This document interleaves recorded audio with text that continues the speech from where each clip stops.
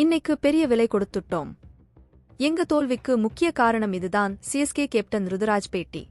நேற்று சிஎஸ்கே அணிக்கும் சன்ரைசர்ஸ் ஹைதராபாத் அணிக்கும் இடையே ஹைதராபாத் ராஜீவ் காந்தி மைதானத்தில் நடைபெற்ற போட்டியில் சன்ரைசர்ஸ் ஹைதராபாத் அணி 6 விக்கெட் வித்தியாசத்தில் அபார வெற்றி பெற்றிருக்கிறது. நேற்றைய போட்டியில் டாஸ் தோற்று முதலில் பேட்டிங் செய்த சிஎஸ்கே அணி 5 விக்கெட் இழப்புக்கு 20 ஓவர்களில் 165 ரன்கள் எடுத்தது. அந்த அணியின் சிவம் துபே 24 பந்தில் அதிரடியாக 45 ரன்கள் எடுத்தார். ரவீந்திர ஜடேஜா 23 பந்தில் ஆட்டம் இழக்காமல் 31 ரன்கள் எடுத்தார். இதற்கு அடுத்து இலக்கை நோக்கி விளையாடிய சன்ரைசர்ஸ் ஹைதராபாத் அணிக்கு அந்த அணியின் இளம் துவக்க ஆட்டக்காரர் அபிஷேக் சர்மா வெறும் 12 பந்துகளில் அதிரடியாக 37 ரன்கள் எடுத்தார். மூன்றாவது இடத்தில் வந்த ஏட்டன் மார்கரம் 50 ரன்கள் எடுத்தார். இதனால் ஹைதராபாத் சன்ரைசர்ஸ் அணிக்கு இந்த போட்டியில் ரன் அழுத்தம் எதுவும் இல்லை. எனவே 18.1 ஓவரில் 4 விக்கெட் இழப்புக்கு இலக்கை எட்டி 4வது போட்டியில் 2வது வெற்றியை அந்த அணி பெற்றது. சிஎஸ்கே அணிக்கு இது 4வது போட்டியில் 2வது தோல்வியாக அமைந்தது. சேப்பாக்கத்தை தாண்டி வெளியில் வந்து விளையாடிய 2 போட்டிகளையும் சிஎஸ்கே அணி தோற்று இருக்கிறது என்பது குறிப்பிடத்தக்கது. தோல்விக்கு பின் பேசிய சிஎஸ்கே அணியின் கேப்டன் ருதுராஜ்,